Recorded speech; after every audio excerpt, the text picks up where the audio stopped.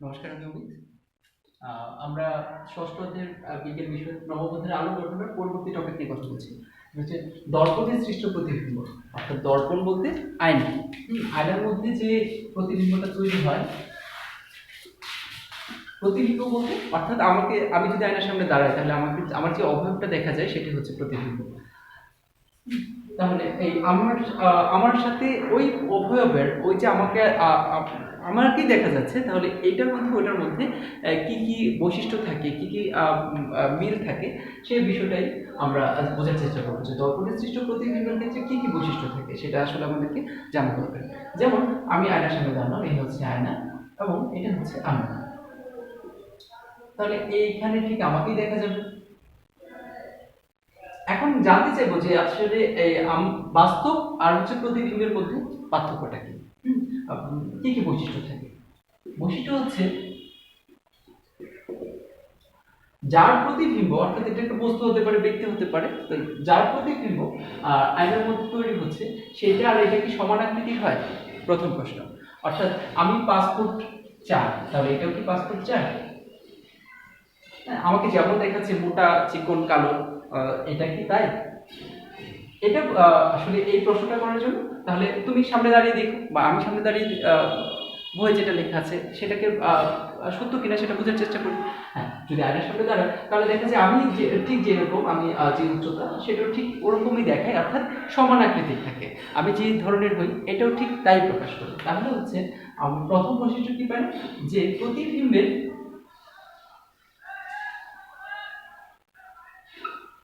প্রতিবিম্ব আর হচ্ছে যার সৃষ্ট প্রতিবিম্ব, দর্পণের সৃষ্ট প্রতিবিম্ব আর হচ্ছে বাস্তবের যে মানুষটা সেটা হচ্ছে ব্যক্তি বা বস্তু। আমি এটাকে লিখে দিই।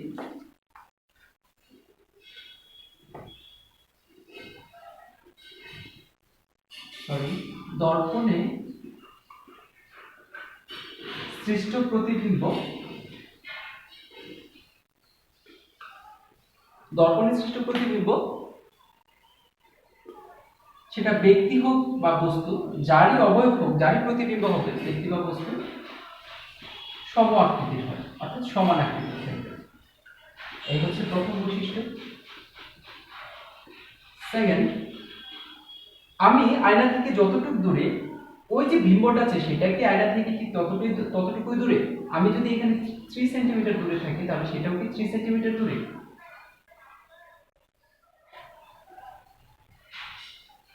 তাহলে আমাদের যে বৈশিষ্ট্য দ্বারা আছে 3 সেন্টিমিটার দূরে কিনা, তার জন্য বইয়ের মধ্যে একটা পরীক্ষা আছে, আমরা সেটা না গেলাম।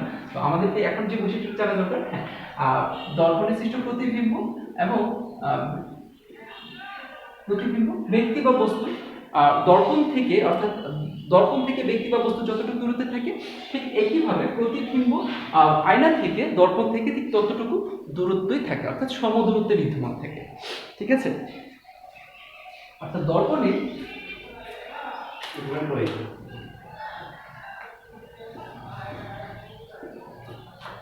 দর্পণ থেকে প্রতিবিম্বের দূরত্ব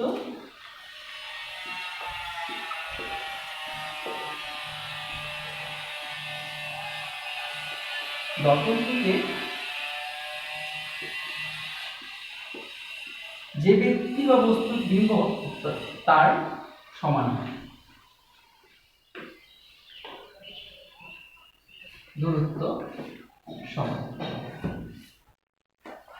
তাহলে এর মানে বোঝা যাচ্ছে সেটা হচ্ছে সমদূরত্বে অবস্থান করে। তাহলে প্রথম বৈশিষ্ট্য হচ্ছে সম আকৃতি হয়, সেকেন্ড বৈশিষ্ট্য হচ্ছে সমদূরত্ব থাকে, সমান দূরত্ব, আর থার্ড হচ্ছে প্রতিবিম্বের পার্শ্ব পরিবর্তন থাকে। পার্শ্ব পরিবর্তন বলতে প্রতিবিম্বের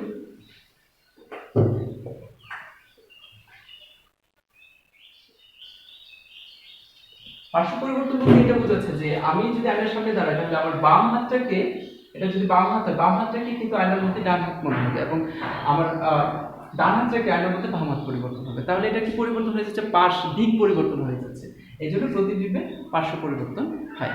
এই হচ্ছে প্রতিবিম্ব দর্পণের সৃষ্ট প্রতিবিম্বগুলো বৈশিষ্ট্য। খেয়াল রাখবেন প্রতিবিম্ব এবং বাস্তব চরিত্রের মধ্যে সমাকৃতি হয়, তারা সমদূরত্বে থাকে এবং তাদের পার্শ্ব পরিবর্তন থাকে। এই তিনটা বৈশিষ্ট্য জানলে এখানে টপিকটা শেষ হয়েছে। তারপর যে বিষয়টা আছে,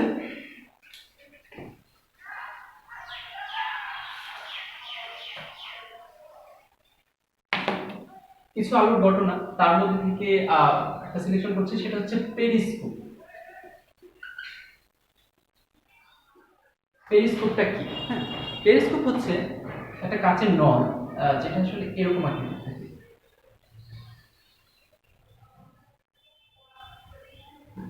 এটাতে যা ইউজ করা হয় সেটা হচ্ছে দুইটা সমতল দর্পণ। এটা দিয়ে আমি দর্পণ বা আয়নার কথা বলছি, এইভাবে দুইটা আয়না সংযুক্ত করা থাকে।